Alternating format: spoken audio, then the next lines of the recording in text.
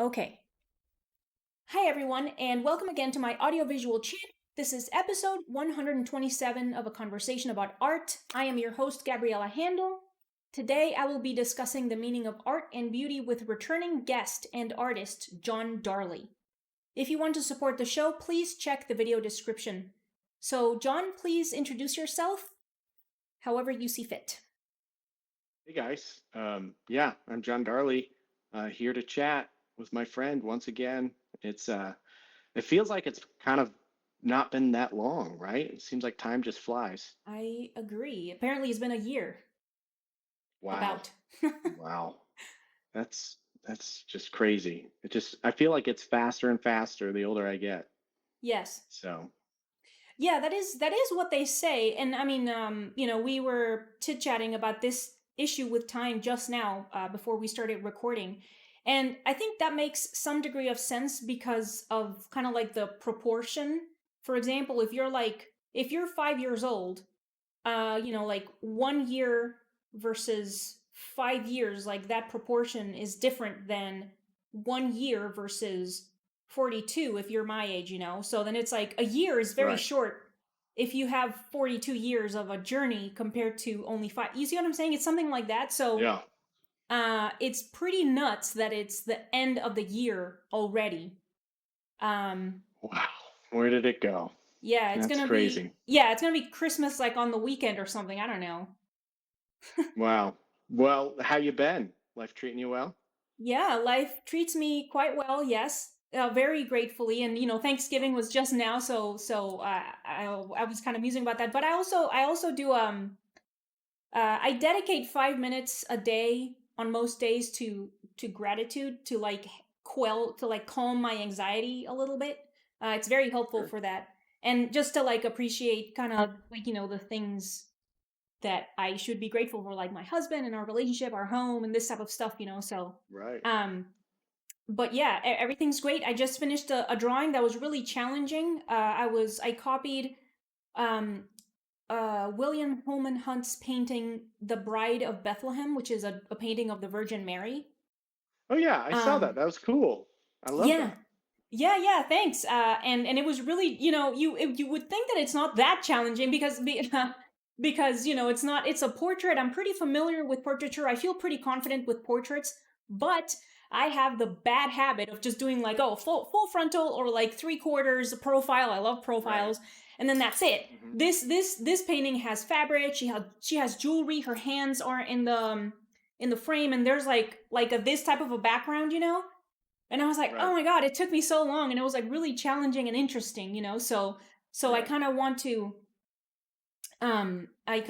to just actually kind of be more like what Leonardo da Vinci calls the universal artist, meaning to not just be good at portraiture, just you have to be good at drawing or painting everything, you know? Right. Yeah, what Yeah. so yeah, so Sure. actually what do you think about that? Is there, do you try to like practice painting things that you feel you're not that good at or something? Yeah. Um, yes, I do. Unfortunately, well, so if I don't have a commissioned piece, I'll take the opportunity to just do whatever I want, Mhm. um, till I find a new one. And when that happens, it's going to go towards a gallery, and that's how I'm going to sell it. But that's when that's more of a subject matter thing, and I'll try to push myself with like a prompt, like, hey, my paintings, I want to have some more movement, or I Mhm. want groups of people, some sort of dynamic narrative, just whatever I'm using. I use the opportunity to instruct myself. But to be frank, I also do it with commissions as well. But typically, there will be kind of a prompt or a collaboration with my client there. Um, but I'm always, every painting's an opportunity to learn something new. Yes, of Um, course. and I'm always trying to push it. Matter of fact, I've actually really wanted to do sculpture. Like wanted to, Aha. push myself in that direction. Yes, yes. Um, but it's not like I can't just do it. Unfortunately, I wish I could afford to just like make one and hope, but typically what happens is I'll get somebody who's interested, and sometimes they'll say, I want to buy something, but I don't know what, and that's usually a indication in which I can, explore some ideas while simultaneously potentially setting myself up to, try something new, and do something different. Yeah, yeah, okay. And actually, this kind of makes me think of something that you mentioned when we were kind of setting up this conversation, which was about feeling like an artist. Um, so, I mean, are you still kind of doing like all the things that you told me about in the first episode? Which, by the way, I'm gonna link in the video description for anyone interested, and you should listen to that as well. Um, about how you're doing all of these kind of art related things because you're painting emissions, you're painting your personal work, which then goes to galleries, and you're teaching as well, right? Hmm. Did I get all Yeah, of them? those. Yeah, still doing it. Yep, those are the three things I still do. It's commission work is probably my primary bread and butter. Mm-hmm. Um, and then when I can, I'll try to just produce something for gallery work. And then right now I have my class. I have a portrait class that I've been teaching for some time, but I've slowly been sure but surely been developing an online curriculum Mm-hmm. that's getting closer to being ready to launch. So hopefully that goes well. Would that be something um kind of like self-paced, kind of like a video tutorial style, or is it going to be, with you there? Yeah, well, yeah, great question. Yeah, so it's a curriculum. It's like, step, you have the first section, second section, third section, so on. And then there's the critique, which is, yeah, meeting in person weekly. Yeah, with Oh. students. And So, what kind of platform are you planning on using for that? Circle is what I just had a meeting with them, and I'm planning on using their platform to facilitate all the videos and everything else I have planned for it. Are they new? They seem a little bit newer. Yeah. Uh-huh. Okay, okay, okay. Yeah. All right. But they seem Well, like they have everything I need to make it beneficial for people, and to be useful. The real, I mean, there's a lot of motivations behind it, but one thing I was noticing is, some of the classes I teach, be like once a week or twice a week, and it just sometimes feels like slow progress. And my initial reaction is to try to keep the ball rolling for people, um, when they're not in front of the model, right? right. To keep it to keep them in it, with some intense focus. And so I'm hopeful that this will help my current students, make more progress and run even faster. Okay, so is that because the classes will be more often than just twice a week or once a week? Yeah, uh-huh. Well, because you'll they'll be able to be working at home, right? Yeah. So they come to the studio for the class, and then they go home, and they're supposed to be working on some of these assignments I give them, but I want a better mechanism for accountability there. And so I'm hopeful that this will do that. Ah, okay, wait. So then is it gonna be kind of like a supplement to the classes that you teach in the In person? is it still UVU? Yeah, so I Okay. UVU, and then in my studio. So it's going to be, yeah, a supplement for my in-person students. Yeah, okay. But potentially, I mean, you don't have to be in person either. It's going to be for anyone who wants to join. So Yes, I see. people who aren't able to be in person, it's for them as well. Yeah, Okay. That sounds great. That sounds really yeah, great. it'll be fun. Yeah, yeah, I'll Yeah. bet. Um I had classes when, I mean, this was a while ago now, okay, because this was when I was still at the New York Academy, with Dan Thompson, and this was a while ago, all right. So there was no Zoom, like it wasn't like it is now because there was Hmm. no COVID and these issues. I mean, there were video calls, but not like in the same way, you know. But Right. now he has videos. He has a Patreon, and so whoever wants to take like that instruction through there, they can.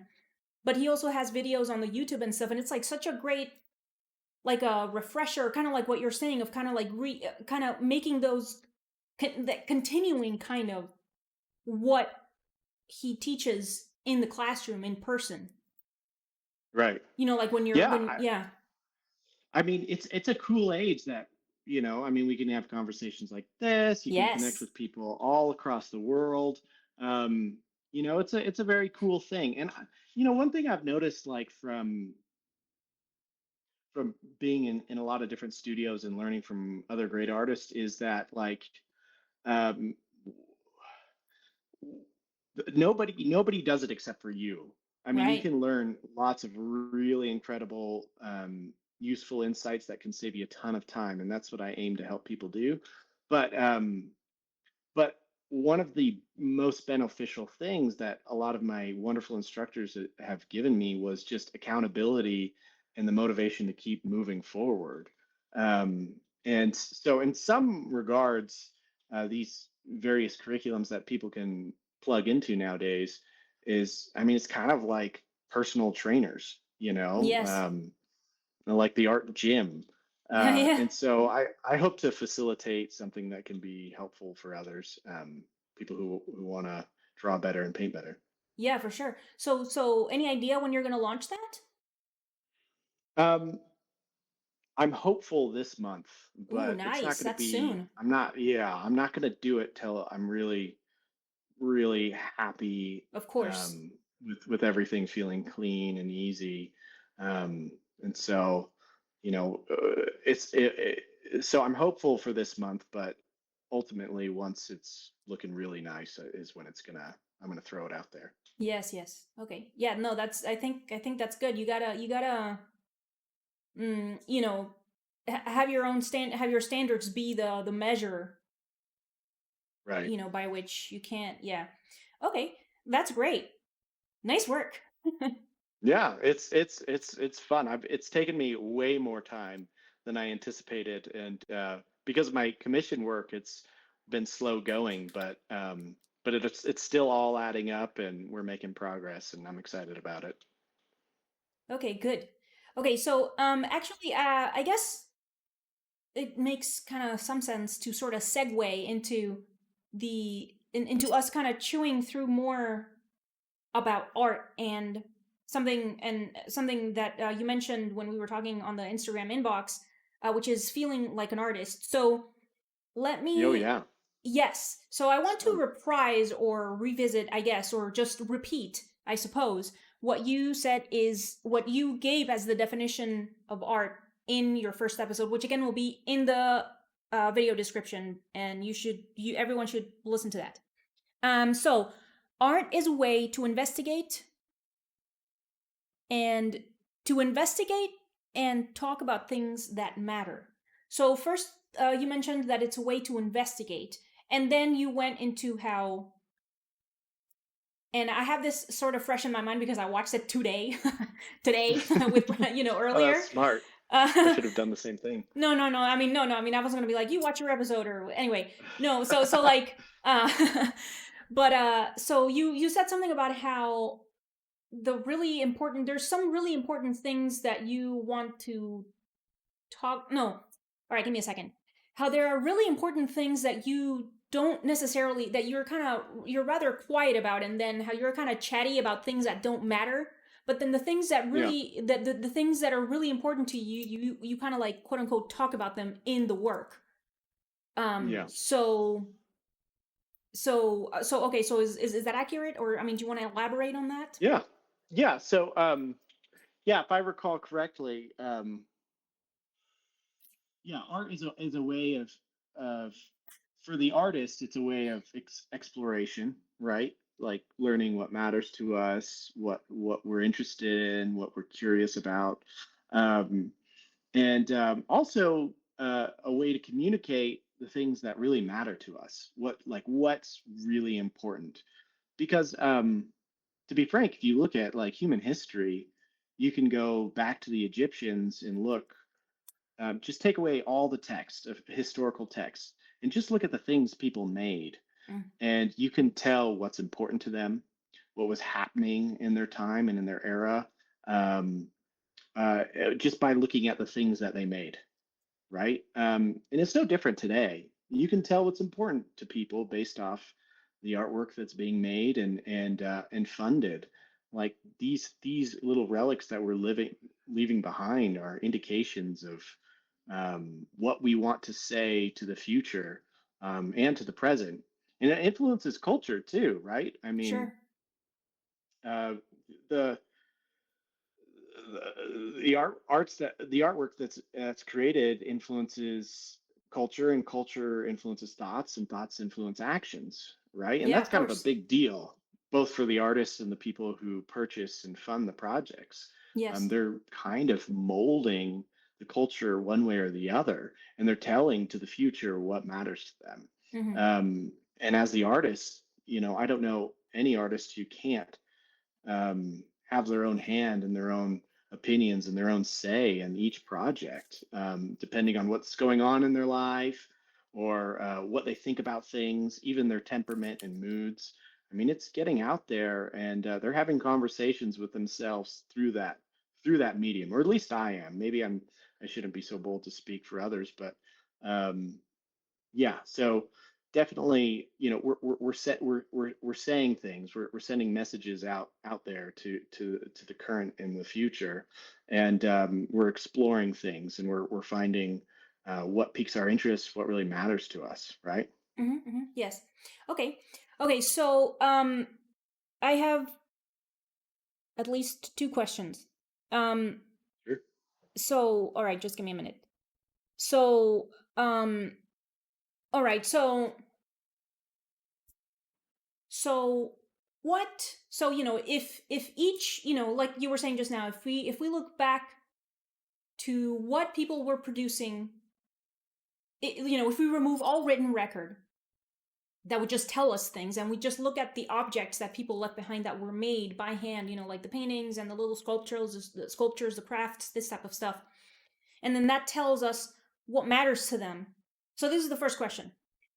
What do you think a future person that has no idea of our present would think of our time? That's the first question. And the second question is, um, um, no, let's just leave it at that for now. Tell me, what do you think about that? What would a future think person think of our time based off the things people made? Is Just the that correct? objects, Do I yeah, have just that? the works of art. Yes. I mean, that's a really good question, and it's an insightful one in that I think they would look at us somewhat in the same way. Did so? Okay, here. Sorry, I'm going to answer that question, but I want to frame it with an event that happened. I saw one of my uh, my father-in-law's high school friends. His Hmm. name's Higgins, Okay. and they like to go hiking all the time. He's like a Vietnam vet who just likes he hikes mountains all the time, and sometimes takes my father-in-law. They've like kind of rekindled a high school friendship, and I mean they're in their 70s now. Anyways, we saw him um, randomly, and so we started asking him questions about my father-in-law. And I said to him, his name's Higgins, by the way. Um, I said, Higgins, so give us all the dirt on John. Hmm. John's the name of my father-in-law. Like, what's he not telling us? Tell us all the crazy things he probably did in high school. And he said to me, he said, well, he's probably not telling you the same things you're not telling him. Yeah. And I thought that was an interesting and kind of insightful response, in that, like, I think that future generations, when they looked at the things that people are making, we'll probably see a lot of people who are just trying to figure it out, like Sure. them. Yeah. It looks like they're just, these new opportunities, these new like ways of being able to communicate with one another. Like they're seeing how this all works, and you know, and they're trying to figure out what matters to them. Um, and so I think they would like look at us and be like, well, they're trying to figure it out like us under slightly different circumstances. Mhm. Um, and but I think that there would be a thread, a universal thread, that where you can connect the past with the future, um, and that universal thread is kind of the thing, some of the things we talked about in the last podcast. There's these things that related to beauty, like things that just are inherently important, right? Like, for example, when I see my like one of my little babies sleeping, like it fills me with a undeniable feeling of love, Mhm. right? The and I think you could go back to like the time of Neanderthals, and you'd still see that. Like Yes. it's like universal. Um, you know, uh, those kind of things are. It's very hard to eradicate them from a person's soul, and you have to relate with that, and also how people deal with hardship and difficulties, because everybody has it. That's part of this life, right?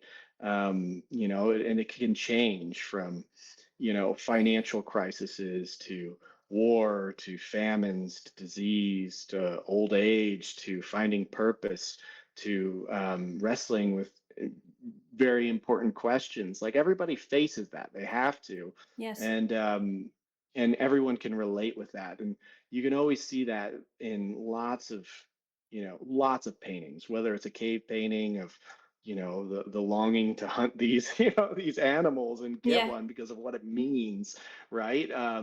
To like some of those old Soviet paintings of like people in war and with those big strokes, and facing conflict.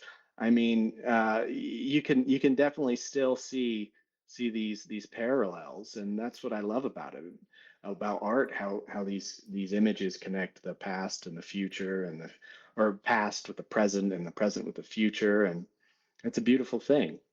Yes, yes. I agree. And I like that a lot also.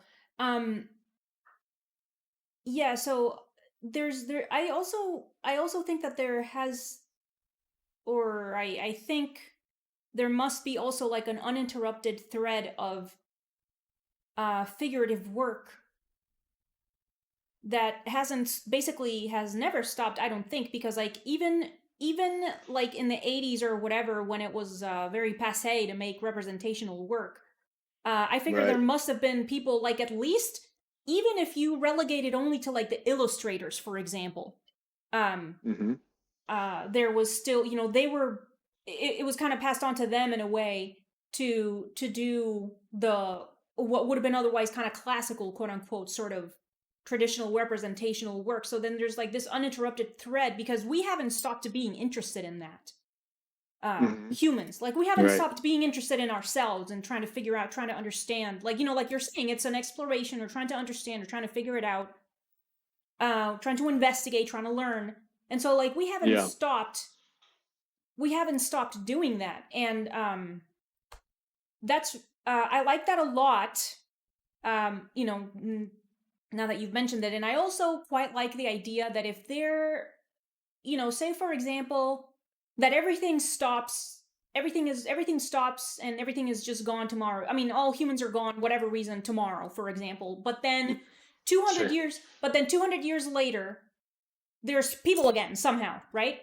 Because that's what life does. Right. That's what Mother Nature does. Sure. And they start finding all of this stuff, like they start finding all of the paintings and whatever. And I really like the idea that all of the things, and this is, you don't have to agree or anything. That's fine if you don't want to, like, whatever. But it's like I'm getting a kick out of those people finding all of the things that we are like, yeah, this is art, this is art, and it's just like a cell phone or a shoe or a pair of glasses that was put on a pedestal, and they're gonna be like, these are glasses, this is a shoe, and this is a painting, oh my god. you know because it's like, Right. if there's no plaque with the paragraph to explain why the pair of glasses is a work of art, quote unquote, Right. then it's not, you know Yeah. um and I'm getting a kick out of that. That was kind of ranty, but I'm I getting a feel kick out like of it. I feel like they would look at it and they wouldn't even consider. They would probably think it was like, just like destruction residue or something, like Yes, some sort of like debris. some Yeah, yeah, sort of like debris or yeah. something. I don't know. Like that's what I would think. I'd be like, oh, this is like some sort of destruction debris or something from the bombs or whatever. Yes, yes, yes. Okay. All right. So that was perhaps a little tangent on my part there, but okay. So I wanted to talk a little bit about, and it's it was related, at least, about subject matter, um because it actually has to do with what you were saying about not wanting to talk, with words about the important things, but wanting to depict them in the work Right. instead.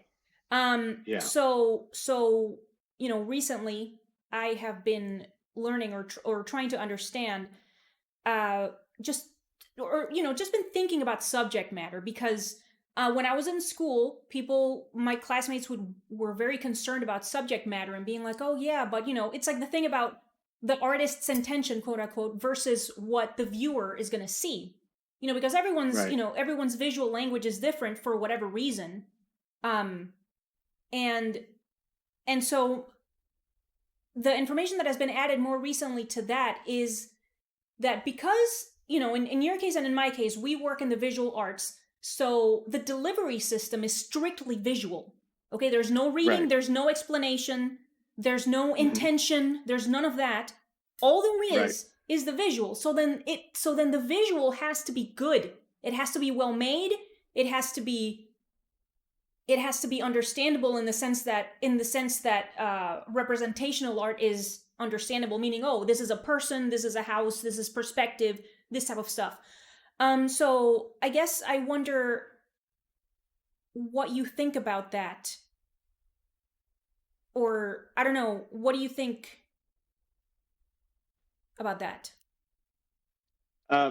Just to make sure I understand the question correctly, um, uh, w- we what I think about uh, visual communication. What do I think about um, the the visual communication in each piece, and based off like people's different personalities and how they might communicate one thing would be slightly interpreted differently than another person. Is that correct? Yes. Yeah. Yes. Well, I mean, I Yeah. think I Yes, go ahead, think I sorry. mean everybody has like their own thumbprint, right? Hmm. Like everyone has unique fingerprints. I don't know. Do identical twins have unique fingerprints? Like even identical twins? I'm not sure. Maybe they get away with it, but everyone has generally unique fingerprints in every way possible. I mean, my wife just gave birth to two twins, and Congratulations, by the way. I mean, thank you so much. But I mean, day one, they have different personalities. They are Hmm. their own people. One super smiley and very chill, and he takes a long time to drink his bottle. One complains a lot and is super eager and was like holding up his head on day one. He's definitely going to be an go getter, but he's probably going to be, he likes to cry a little bit more, and I mean, they just totally have different personalities, like just right off the bat. And I Okay. don't think you can help that, but that's what makes it beautiful. Like that's what makes art unique and human. Hmm. Like when you're collecting, like, did you ever collect cards or any collectible things ever in your Yeah. life? Did you ever do that? Yeah. Yeah. Okay, so there's like baseball cards. Now, I don't collect baseball cards. I'm not a big baseball card collector, but I am aware of watching people collect baseball cards and other things. That in baseball cards, there's like you can look at the rarity of a baseball card based off how many others were created, right? So it'll say like, one of 2036, right? But some of the most valuable baseball cards are the ones that are, one of one, meaning Hmm. there is no other baseball card. That is the only baseball card, and those baseball cards sell for like $300,000.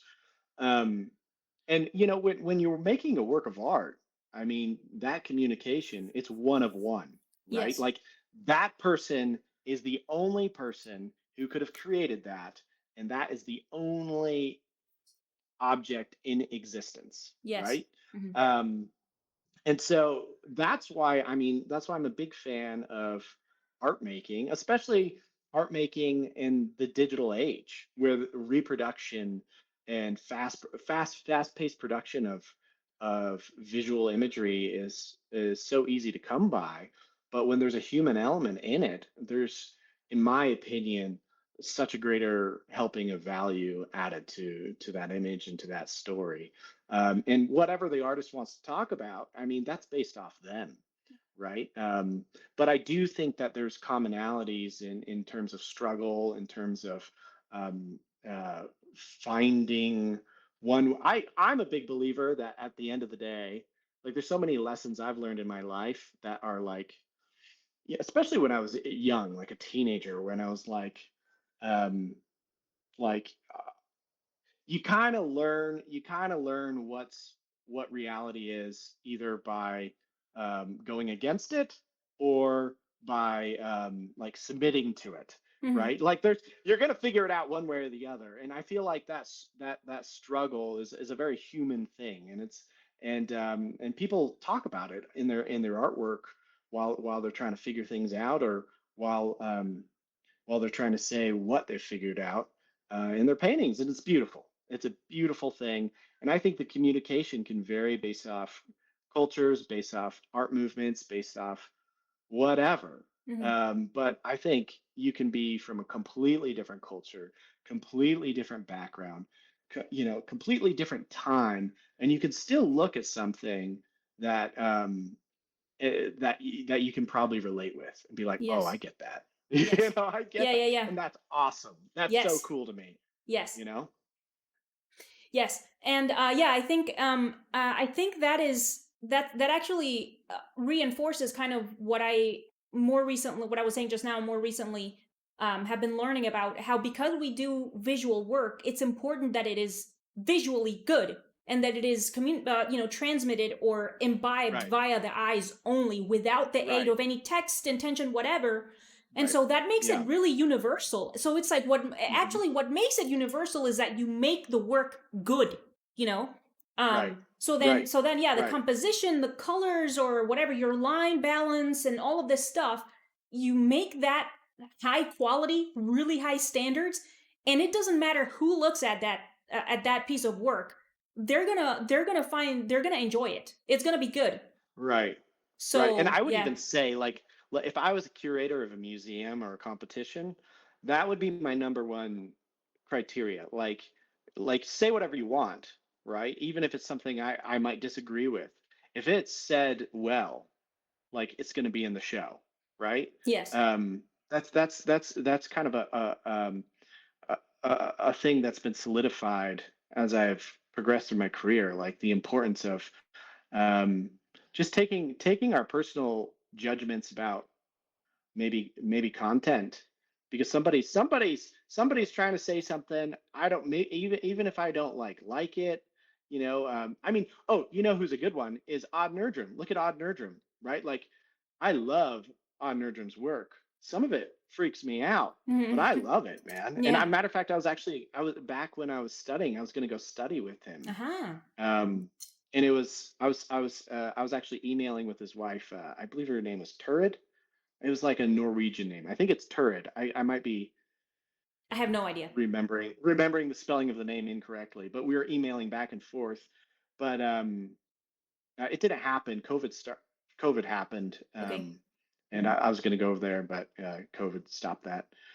But you know, I I can still look at things that he does and like just be in awe, but maybe not want to maybe not want to have the painting on my wall. You know Sure. what I'm saying? Yeah. Because of the execution, right? Like you can respect it and be in awe by it, Yes. right? And he's phenomenal. He does great work, and I think that's an important element to for us to keep in the circles of curation, right? Like we should really lean heavy on execution of the work, Yes. and kind of take because our personal biases and preferences, they change, and we should realize that. Yes. Yeah, completely agree. And actually, when you talked about the execution part just now, it reminded me of another thing. And actually, all right. So the thing about it being visually good, and this thing about how a painting is about the paint and drawing is about the pencil marks or charcoal marks. I've been learning that from Robert Florzak, who I also had in the podcast. I'm going to link that in the description. And so he's the one that has been talking about these things, and it actually also makes me think about your work, because you have kind of like these hatch mark type marks in your work, and when you paint, the paint must be visible because it's about, like the brush strokes, because there's this whole thing about Hmm. obscuring the medium, Hmm. this person's argument is that that is deceitful in a way to obscure the medium, and that the paint and the brushstrokes have to be visible because it's about the paint, it's about the medium, Yeah, and then that medium being manipulated so that it is well composed, and the color balance and all, this type of stuff, like the representation is right. accurate and everything. um so I just think that's cool. I mean, I'm like, Well, I mean, think about I mean, a great example of that is look at Spanish painters of the 19th century and French painters of the 19th century. Totally different. yeah. Totally different. French painters are trying to make things like porcelain super well realized, every moment considered. And Spanish painters are doing these. I mean, Sorolla is like the biggest example, best Yes. example. Just Yes. throwing it down. I and he matter of fact, I know Sorolla. He said if I had to paint slow, I couldn't be a painter. I Mm. couldn't do it. And I think he really got to start doing stage painting for operas. And he was, he had big brushes on long sticks, and he was just throwing it up there. Also, Spain, it's a little hot there, Yeah. like I'm not gonna want to paint in the heat of the day when it's like you Yeah. I'm gonna want to get it done in the morning and take a Yes. siesta, When it's good. maybe we'll start up again in the night, Yeah, yeah. like those French painters had a lot more of a luxury, I think, and to be able to maybe consider the form with so much with such a fine tooth comb.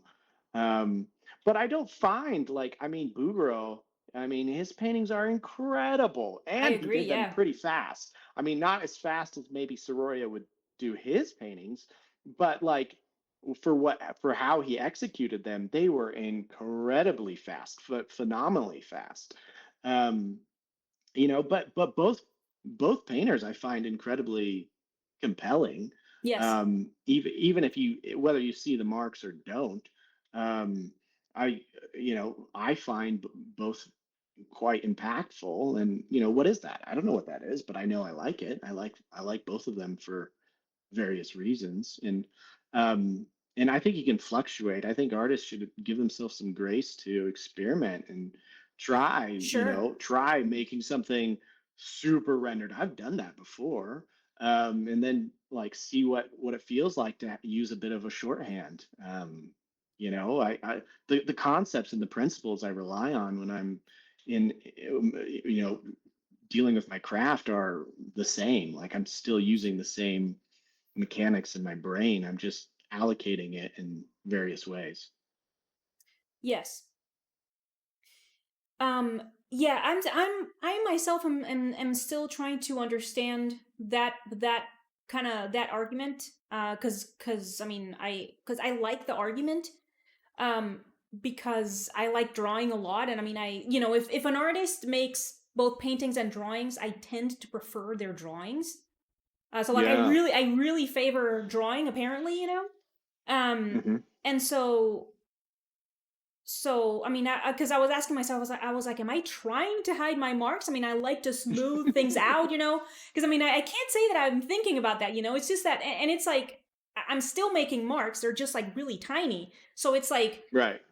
so it's like more about perhaps kind of like the viewer spending enough time with the work that they find the marks or the brush strokes regardless Sure. of how small they are, how delicate they are, because that deft manipulation, like that's also part of the skill. It's like it's like kind of like what you were saying just now, like having the ability to manipulate your medium that way, where you can make big marks or really tiny marks. It's like that just expands what you can do. Like now you can do more, Right. right? Hmm. So I don't know. There's something like I guess I have to think about it more or ask him more to explain more still. What Hmm. like whatever elaboration there would be there, Right. because I think it's more about how polished the artist's hand is in being able to make those marks. Because I'm not sure that's strictly the same as wanting to obscure the marks. You see what I'm saying? It's Right. different. Because Yeah. I mean, I agree about So Bouguereau. Yeah. I actually no, so I just I was actually talking Jeff Hine. He was asking me Yes. about this commission I did, um, where it was a nude. I did it for um, a couple who the woman's about to go through chemotherapy Uh huh. and surgery, and he was noticing on the painting that there was these like bold lines, red lines, and he asked me about that, and it's centered around this hand. So I did the painting primarily from life, but she requested a slightly different pose with her hand, um, and so I took a photograph and changed the hand with a photograph, and it was a bit of a challenge actually, Mm-hmm. more than I would have thought. And there was this desire I had to kind of like, um, when you don't understand what's going on, you can sometimes want to just fudge things, like Yeah. just make them look like you can like blow them away or whatever. And I was conscious of this. I was like, no, I'm not going to be doing that. And so I actually went in the opposite direction. I used these like bold, linear red lines around it to actually make it pop and to commit Yes. towards it. I was like sticking it to myself, kind of, Mm-hmm. Mm-hmm. because I knew what I wanted to do. And I think there can be whether your marks are well refined or whether they're loose. What I think matters is whether or not the artist understands what's happening. Yes. um, I think there's beautiful merit to these jewel-like effects that can be accomplished through very close consideration and rendering. Um, and there's a lot of energy and excitement towards these shorthand alla prima paintings that maybe you only have a couple hours with your subject.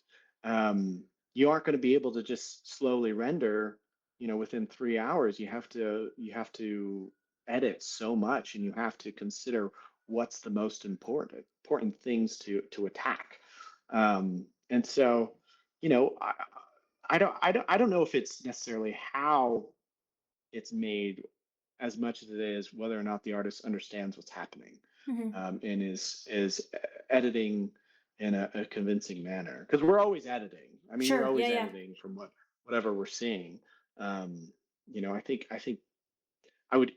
give that a little bit more weight as opposed to what marks somebody makes. And the marks that somebody makes, like their hand, that's also kind of what that whole fingerprint thing I was talking about. That's unique to them, Yes. you know. That's their own. They have different temperaments, right? And that's going to come out. And I think again, that's kind of cool. Like I like that. I like seeing the fingerprint of the artist. Yeah, of course.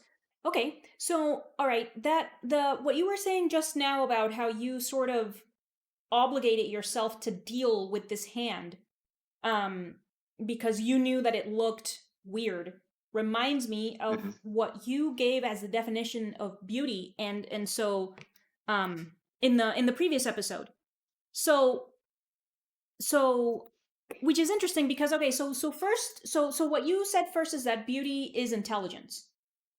And Yeah. and then and then you said something about something similar to what you were talking about just now with the hand, that it's like, you can try to get away with something with the hand that you're having a hard time dealing with, leave it in a certain way where you can just get away with leaving it that way, or you can actually get it up to your standards where it looks where you know that it looks right. So Right. then so then the latter one being kind of like that's where you find, that's where you get to beauty, that's where you get to the intelligence part, right? Yeah. Is that I about think right? yeah, that whole intelligence and beauty thing, I still stand by that, you Mhm, know. mhm. And I was kind of I remember I was taking that from the approach of um like I just remember seeing like have you ever like heard somebody sing so well that it kind of makes you tear up a little bit? Yes. and you're and you're just like whoa, like it's just at such an intense level it just makes you tear up. And I'm like, I'm not a crying kind of guy. Like I don't cry that much. Not that that's a problem or anything, I just don't. But I've had multiple times where that's happened, where the performance was at such a high level that it was like I couldn't help it, it just happened. And I think, and I've had similar experiences with paintings, albeit I will say the emotional impact that music can bring is like, I sometimes feel like it's us painters are somewhat unfairly disadvantaged. I mean, Yes. I feel like the emotion music can give immediately is really incredible.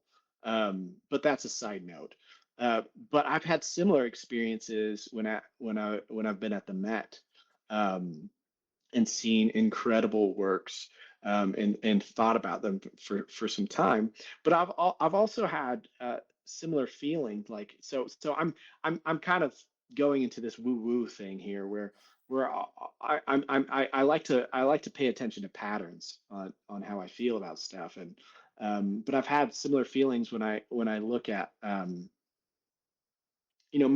maybe somebody who was like an incredibly good person, like really sincerely good, or really sincerely trying to be good. Mhm. Um, so I saw, so I told you in the last episode, like kind of my story of getting into artwork.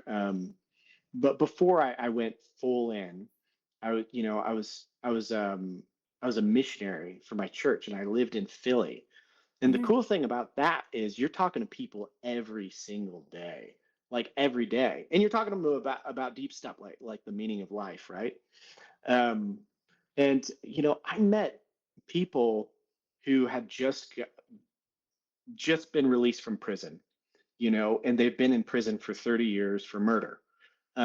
Like lots of stories like this, Mhm. crazier stories than that, like often every Yeah. day. Mhm. And it was incredible to um, you start picking up on these patterns of a kind of discernment of like this whole light in their eyes thing. Maybe that's kind of kitschy, but there's something kind of to it, where you see people come to this like realization about themselves or about God or about their fellow man, or simultaneously where You see situations where people are just numb, like there's a numbness, Hmm. and we've all had that Sure.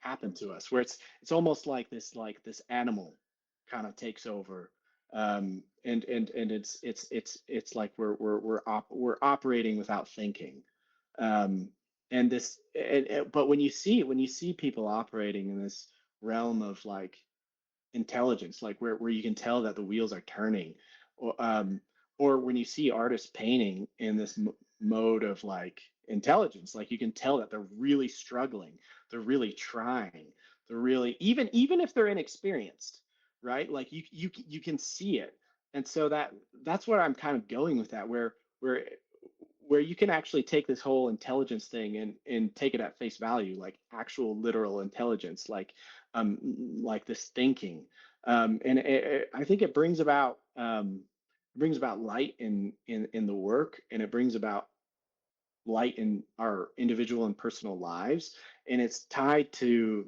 effort and struggle, and a longing to be good, to do Hmm. good for others and to serve them, um, whether it's through our work or our daily actions or whatever. So yeah, again, a little kind of woo woo, but I still stand by it. I think that is beautiful to me. Like even when I see my son, like I've seen my son, like and I've seen him really push it, like really push his drawings. He'll come in my studio sometimes here, and he'll like really try, and I can tell, and I mean, his drawings are like I could see the effort, and I think that's a beautiful thing. I think that's kind of what moves the wheel, moves the wheel. Yes. Well, I don't think that's woo woo at all. And usually if I think that something is kind of that, I say it's woo only once, so it's not so woo woo, you know? Uh, uh, I'll restrict my woo woos to one woo now. I got that from Andrew Huberman from Huberman Lab podcast. He says it's kind of woo. He says sometimes, and I'm like, oh, that's fucking awesome. But I thought that was pretty cool because it's kind of like you get the point across, but it doesn't sound like you're a new age from the '90s, you know. But Sure. okay, so check it out. Um, um, because I kind of feel like your use of the term, I'm like intrigued. I'm intrigued by your use of the word intelligence. Um, and so, and I was reminded again what I went on a rant about in the previous episode about how it reminded me of the Jordan Peterson lectures, Oh yeah. the biblical lectures, because um,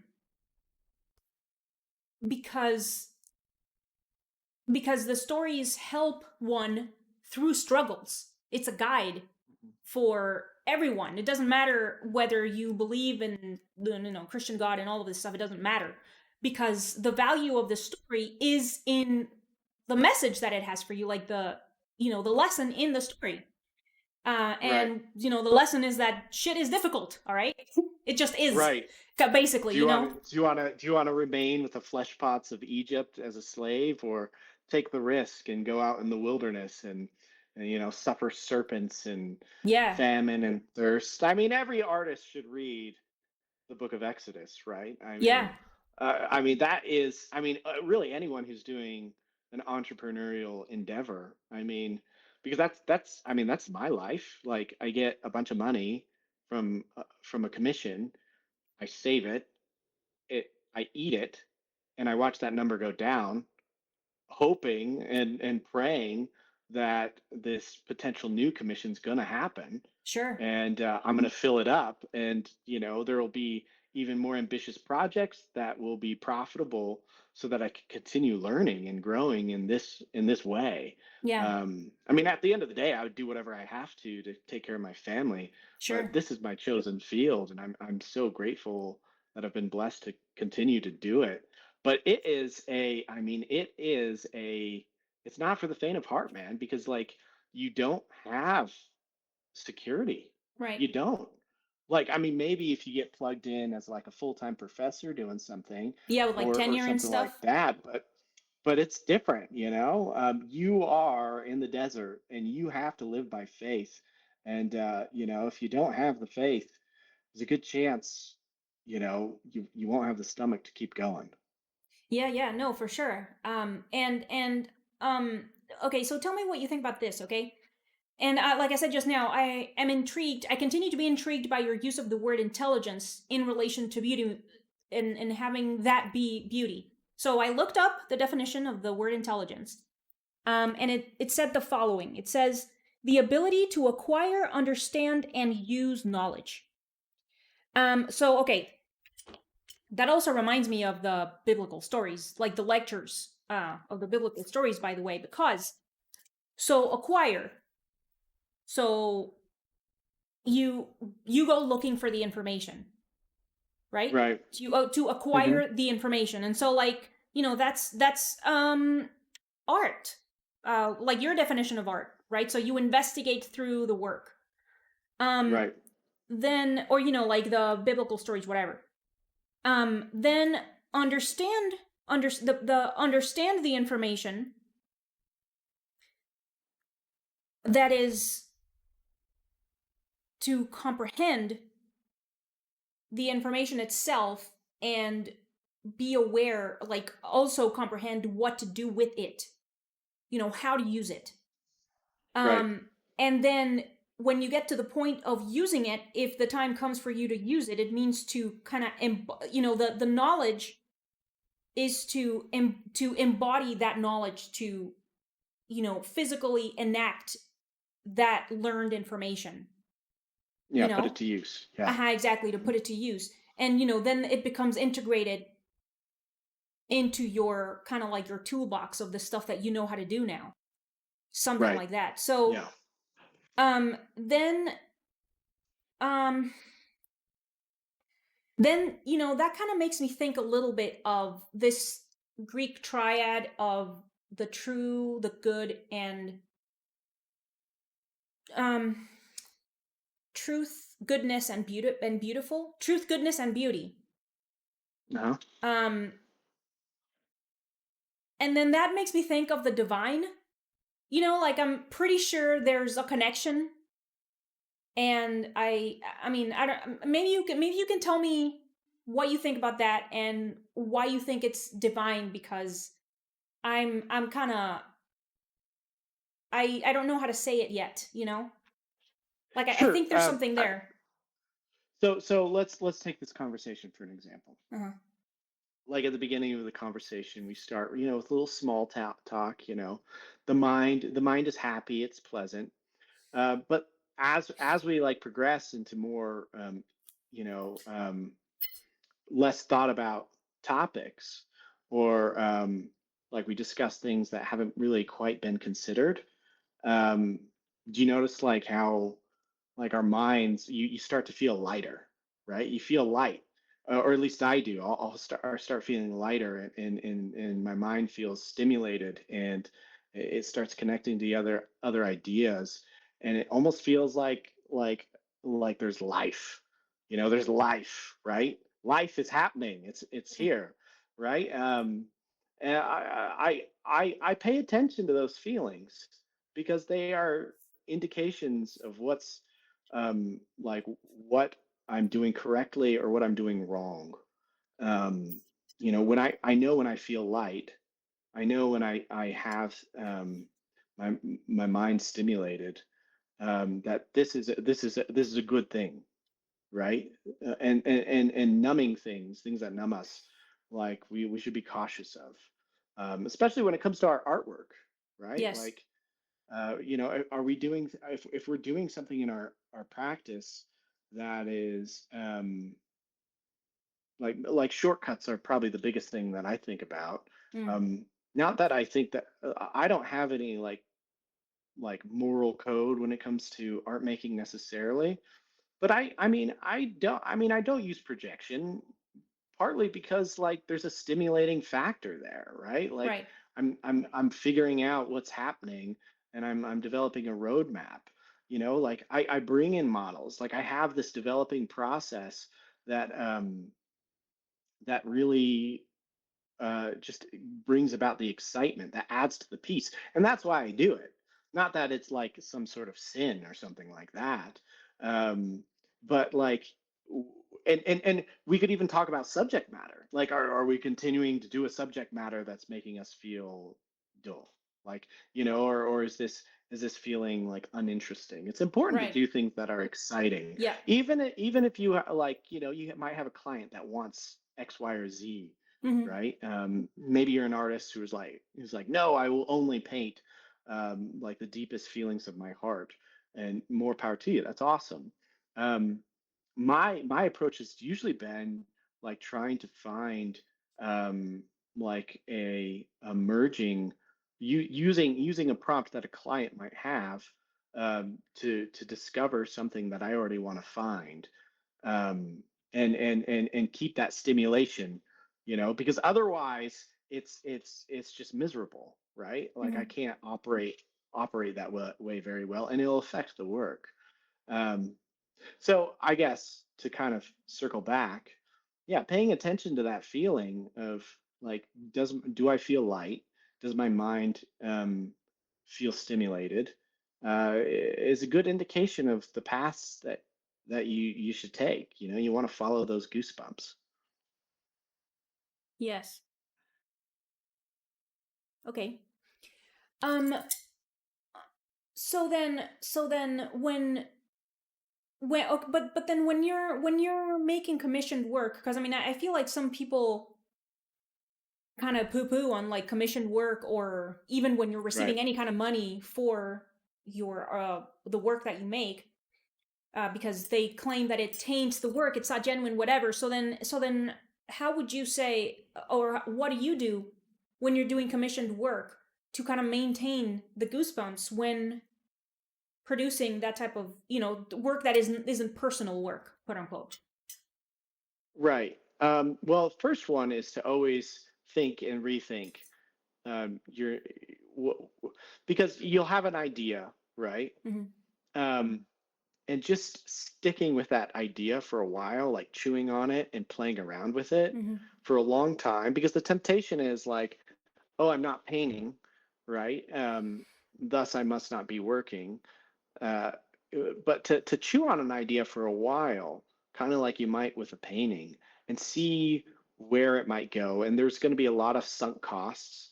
Like I have a painting that I've probably spent, I don't know, $400 on models that I'm just not going to use. Like I'm not Hmm. going to use any of it Hmm. because I found a better solution. Well, I mean, I do have models, but there's a fair amount of models I brought in that are, I mean, I'm not going to use. Hmm. Um, but I just ignore the sunk costs there, and and I'm sitting in that like playing around phase, composing state phase, trying to figure out what would be really interesting, and I'm taking the challenge um, to make it aesthetically beautiful, true to the emotional feelings I might have for whatever the piece is, and unexpected. Bring something new to the table. Not like in like a way where you have to, be like a shock artist or something like that, but like sit on an idea for a while and see where it leads you. And 9 times out of 10, you'll probably find something new. You'll open a new compartment and be able to give the world something different Hmm. Hmm. Hmm. and unique and hopefully beautiful. Yes. Yeah, I mean that So definitely. Yes. So just sitting in the idea for a longer time Hmm. than what most people might want to do, that alone. So you can take everything I said and just throw it out of the window. Just sitting in the idea phase and trying to like knead out something will often, in my experience, bring about positive results. Hmm. Hmm. Um, like it gets better. Yes. Yes. Yeah, okay. Yeah, I mean, it makes me think what we were talking about earlier when we were still talking about art, artistic production, that in order for it to be universal and also timeless, it has to be visually good. Right. And yeah, that's okay. Um so all right, we have passed the hour long mark. And that's where I usually cut things off. Um, but I wonder if you could tell me, because you mentioned that you're a missionary. You were a missionary for your church um, when you were younger, and I wonder if you can tell me what you think the connection between beauty and the divine is. And I mean, well, I mean, I guess, if if you think about, if you think about your own religion, if you think there's any connection there, and then if there's any connection between that and your artistic production. Um, I definitely think there's a connection between beauty and the divine, Hmm. 100%. And that goes back to that whole intelligence thing I was talking about. Hmm. I think that's a spiritual thing. Um, uh, in terms of um, and being, I think developing like a sensitivity to that honest to how you honestly feel about something um, is really helpful. Um, and as for my faith, and I mean, obviously, it affects everything. Affects everything I do. It goes back to that idea of um, you know, uh, when we were talking about artwork affecting culture, and culture affects thoughts, and thoughts affects actions. I mean, your faith will affect your thoughts, and your thoughts will affect your actions. I mean, it's pretty obvious. Um, but there's a lot of good artists that or at least in Utah where I live, there's a lot of good artists. Um, there's not a lot of good museums though, for whatever reason. So Yeah. you can tell a lot by that. But there's a lot of good artists like just within a couple blocks of me. But I definitely think that there's divinity in creation. I think there's divinity in creating. Hmm. Um, Hmm. Hmm. and again, back to that whole thing, like intelligence. Um, that there's and I guess you could take this like you could take this scripture like with and run with it in a direction that it's not intended. But there's a scripture that comes to my mind, which is like the natural man is an enemy to God, and has been since the fall of Adam, and will be forever and ever, unless he yields to the enticings of the Holy Spirit and puts off the natural man, and uh, becometh as a child, submissive, patient, full of love, meek, willing to submit to all things which the Lord God seeth fit to give to him, or something Hmm. like that. Hmm. I think Hmm. I butchered it. But I do, and one could say, like, oh, the natural man, like you're like anti-human or something like Right. that. I mean, if you wanted to take it in that direction, you could.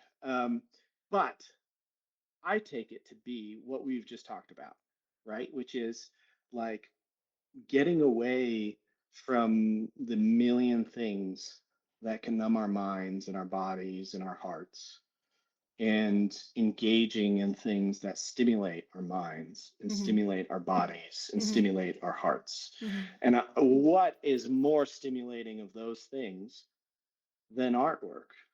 I Right. mean, it is an incredibly stimulating thing to view. It's an incredibly stimulating thing to create, and to be a part of.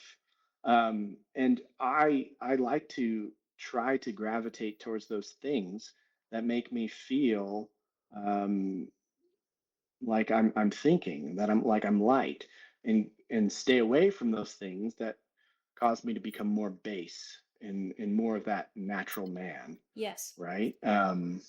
So yeah, I don't know if that's a good answer, but there I it is. think I think it's a great answer, and when you paraphrased the Bible verse, I was like, how would Jordan interpret this? And I was like, uh, and I was like, I bet the childlike submissive man that is referred to in the verse that you quoted, that you paraphrased, I bet that's like an idealized, ideal, superior kind of. Not superior is not entirely accurate, but like an ideal. And like natural man is like, a regular ass person that does not aspire to anything.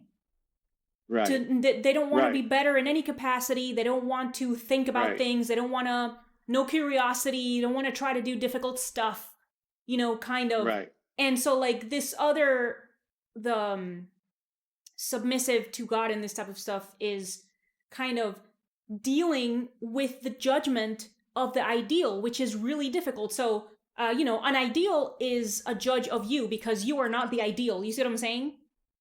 Right. Yeah. So Well, then, yeah.